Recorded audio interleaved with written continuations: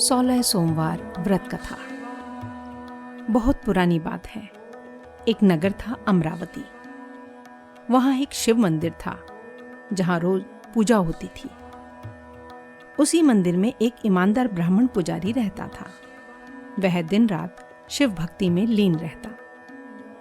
एक दिन भगवान शिव और माता पार्वती पृथ्वी भ्रमण पर निकले।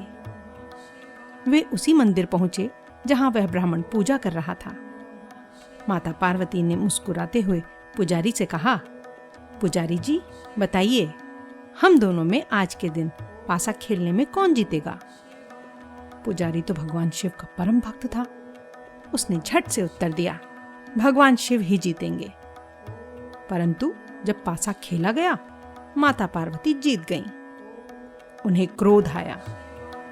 उन्होंने कहा, तुमने झूठ बोला, इसलिए मैं तुम्हें कुष्ठ रोग का श्राप देती हूं।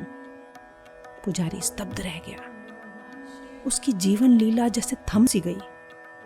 वह दुखी होकर जंगल में रहने लगा, कुष्ठ रोग से पीड़ित, उपेक्षित, अकेला। सालों बीते। एक दिन कुछ अप्सराएं धरती पर आईं और उस पुजारी को देखा। उन्होंने उसके दुख का कारण पूछा। पुजारी ने सारा वृतांत कह सुनाया। तब उन अप्सराओं ने कहा, तुम 16 सोमवार तक शिव जी का व्रत रखो, कथा सुनो और अंतिम सोमवार को अध्यापन करो। भगवान शिव तुम्हारी पीड़ा हर लेंगे। पुजारी ने उसी क्षण संकल्प लिया। वह हर सोमवार व्रत रखने लगा। शिवलिंग पर जल अर्पित करता, ओम नमः शिवाय का जाप करता, श्रद्धा से कथा सुनता। धीरे धीरे उसका शरीर ठीक होने लगा। 16वें सोमवार तक उसका कुष्ठ रोग पूरी तरह से समाप्त हो गया। उसका चेहरा चमकने लगा। उसका जीवन फिर से हरा भरा हो गया। उधर माता पार्वती को यह जानकर आश्चर्य हुआ। उन्होंने कहा, अगर इस व्रत से ऐसा चमत्कार हो सकता है तो मैं भी 16 सोमवार व्रत रखूंगी। उन्होंने व्रत शुरू किया। शिव जी को अर्घ्य दिया, धूप दीप से पूजा की, कथा सुनी, उपवास किया।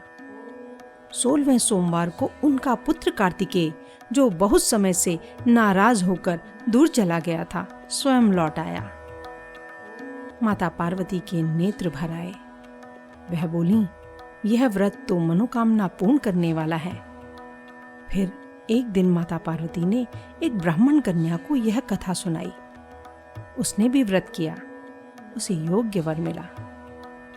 उसी स्त्री ने व्रत रखा तो उसे सुंदर संतान की प्राप्ति हुई। और ऐसे यह 16 सोमवार व्रत पीढ़ी दर पीढ़ी भक्ति, आस्था और शिव कृपा का प्रतीक बन गया। जो कोई श्रद्धा और नियम पूर्वक यह कथा सुनता है या व्रत करता है, उसके जीवन से दुख, दरिद्रता, बीमारी दूर होती है। भगवान शिव की कृपा सदा उसके साथ रहती है। हर हर महादेव। ओम नमः शिवाय।